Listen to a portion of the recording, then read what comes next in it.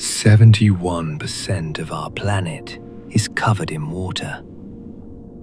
And yet, we have mapped more of the surface of Mars than we have our own ocean floor.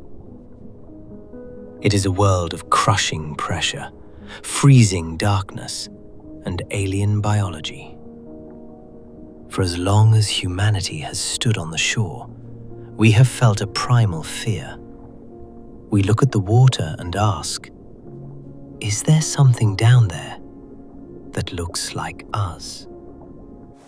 From the frozen coasts of Scotland to the humid rivers of the Amazon, cultures that had never met, never spoke, and never traded, all share one specific hallucination: the mermaid. Today, we are going to dive to the bottom of this mystery. We will look at the biology, the history, the hoaxes, and the psychological tricks your own brain plays on you. Do mermaids exist? The answer is far more disturbing than a simple no. To find the truth, we must find the origin. The first mermaid was not a Disney princess. She was a goddess named Atargatis. Legend says she fell in love with a mortal shepherd, but her divine power was too great. She accidentally killed him. Consumed by grief, she threw herself into a lake to drown. But her beauty was so great, the water refused to hide it. She remained a woman above the waist and became a fish below. But if you go to the east, the fairy tale dies. In Japan, they are called the Ningyo. They are not beautiful. They are grotesque. Fish bodies with monkey faces and sharp claws.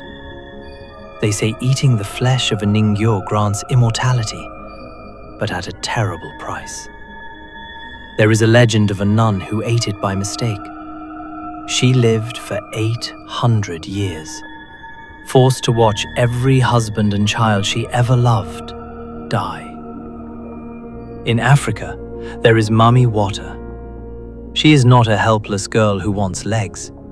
She is a powerful water spirit.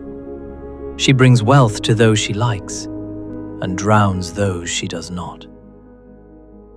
Let's strip away the magic.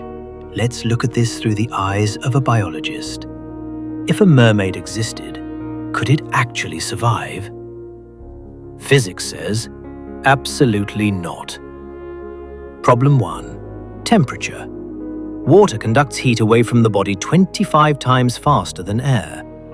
A human torso contains your heart and lungs. In the deep ocean, you would freeze to death in minutes. A Disney mermaid with a thin waist? Impossible. To survive, she would need inches of thick blubber. She would look like a round seal, not a supermodel. Problem 2. Evolution. Look at a dolphin. It is shaped like a torpedo. Now look at a human. Shoulders, arms, a vertical neck. This creates massive drag. It is biomechanically terrible for swimming. If humans actually evolved in the ocean, evolution would have chopped off our arms and fused our legs long ago.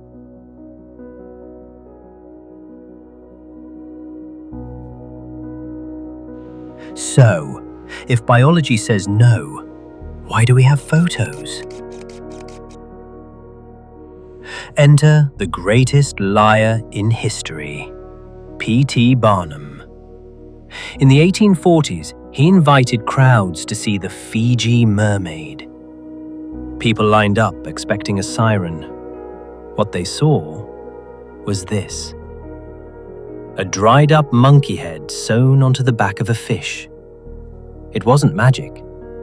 It was taxidermy.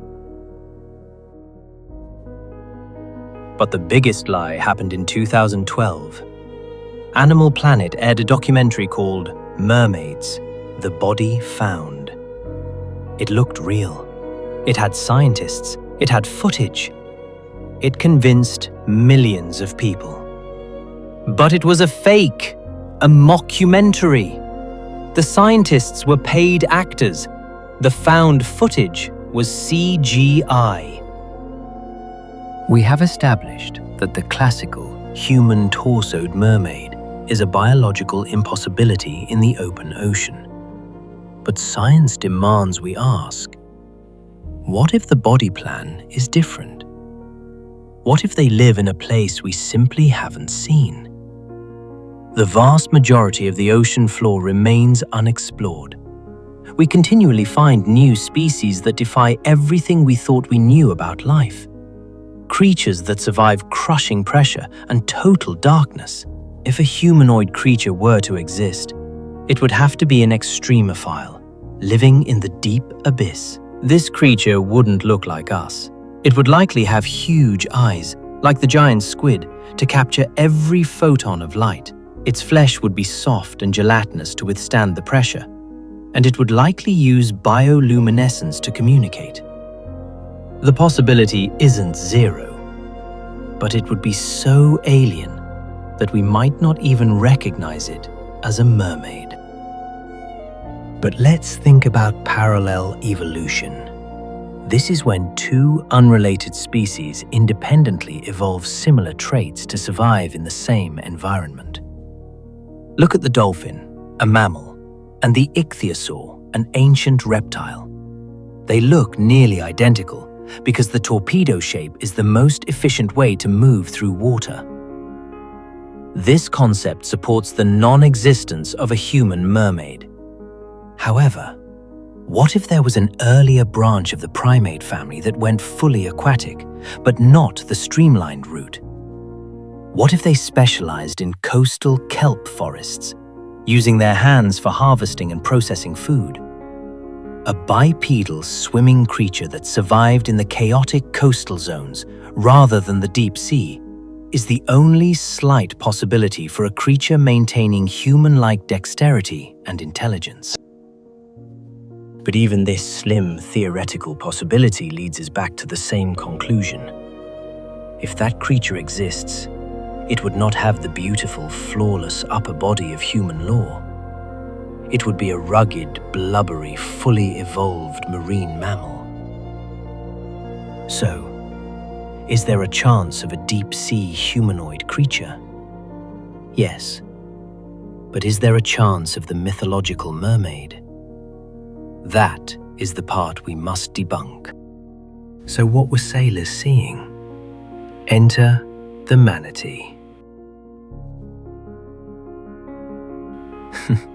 I know, it doesn't look like a mermaid. But imagine you are a sailor in 1492.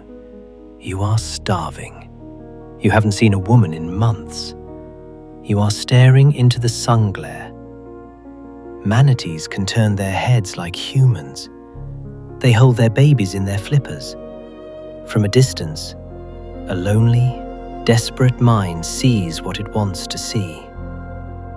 This is called Pareidolia. Our brains are hardwired to find faces in the chaos. Do mermaids exist? Biologically, no. Historically, no. But in a way, they do exist. They exist because we created them. We look at the ocean, that massive, dark, scary void, and we are terrified of being alone. We created mermaids to explain the danger and the beauty. And perhaps the mystery is better than the reality. If you want to explore more mysteries of the deep, hit that subscribe button. I'll see you in the next one.